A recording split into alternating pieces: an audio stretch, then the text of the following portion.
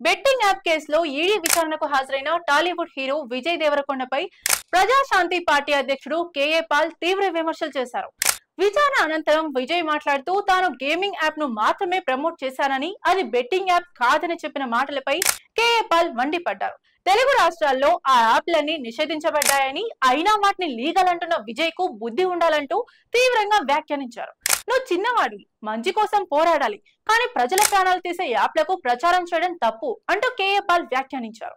వెంటనే క్షమాపణ చెప్పి ఆ యాప్ల ప్రచారం ద్వారా సంపాదించిన డబ్బులను బాధితులకు ఇవ్వాలని డిమాండ్ చేశారు. యాడ్స్ చూసి ఎంతో మంది యువత సూసైడ్ చేసుకున్నారంటూ ఆవేదన వ్యక్తం చేశారు.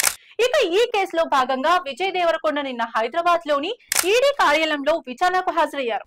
విచారణ అనంతరం మీడియాతో మాట్లాడుతూ తాను ప్రచారం చేసిన A23 యాప్ చట్టబద్ధమైన గేమింగ్ యాప్ అని, అది బెట్టింగ్ ప్లాట్ఫారం కాదని తెలిపారు. తెలంగాణలో ఆ యాప్ అందుబాటులో లేదని, తన బ్యాంక్ సెటిల్మెంట్లు ఈడీకి సమర్పించినట్లు తెలిపారు.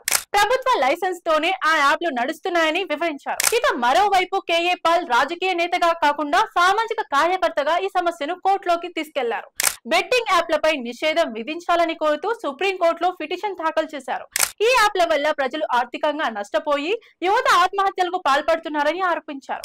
టాలీవుడ్ సినీ తారలు, క్రికెటర్లు వంటి ప్రముఖులు ఇటువంటి యాప్లను ప్రమోట్ చేస్తుండటం బాధాకరమని చెప్పారు.